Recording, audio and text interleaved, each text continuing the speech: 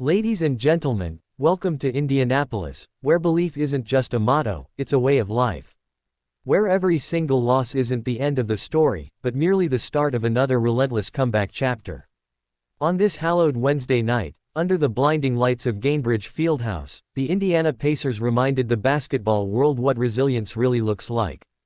Game 3 of the NBA Finals didn't just tilt the balance of the series, it revealed the soul of a team that refuses to back down. Once again, the Pacers defied the odds.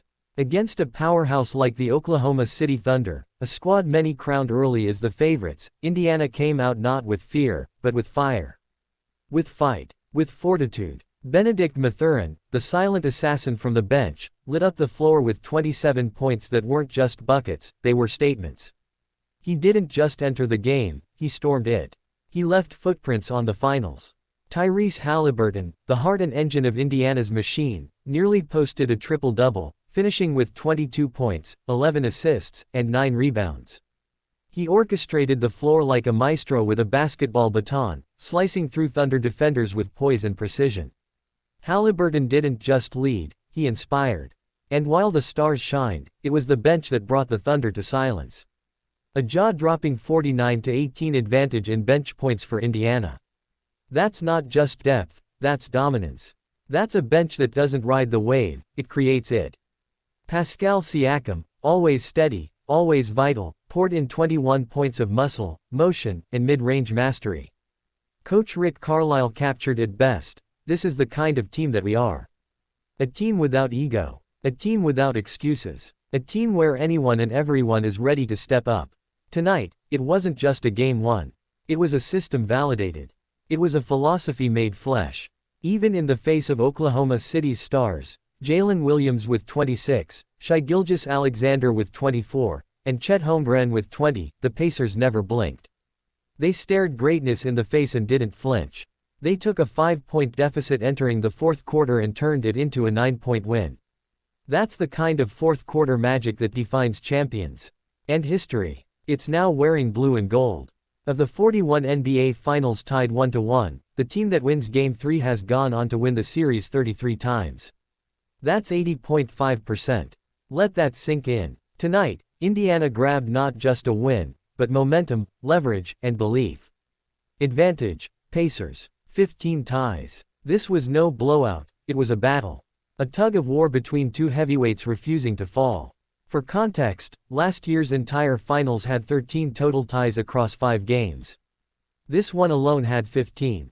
That's how fierce, how frantic, how frenetic this fight was.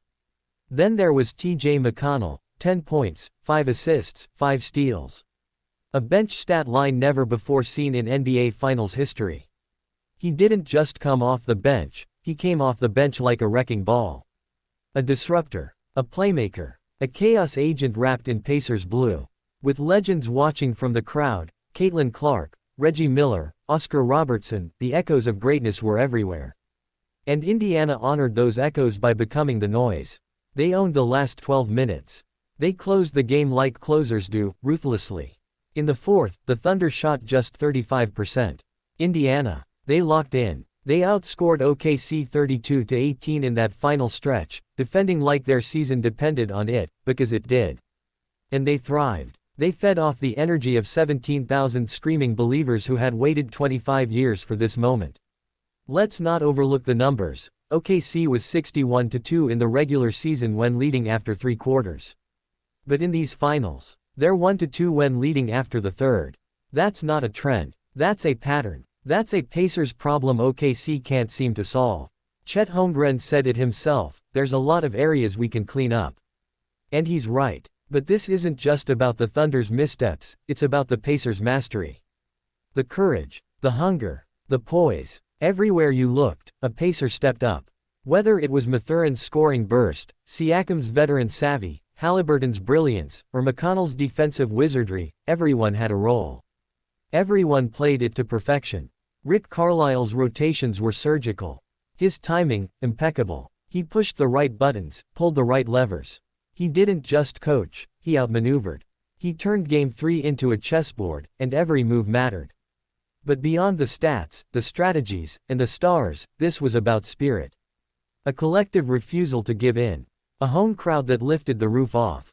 A city that bled blue and gold and reminded the world that Indiana is still basketball's sacred heart. The Thunder are wounded. The Pacers are rising. And now, with Game 4 looming back in Indy, the question shifts: can Oklahoma City respond, or has Indiana seized the soul of this series? This isn't just a finals. It's a masterpiece unfolding. And the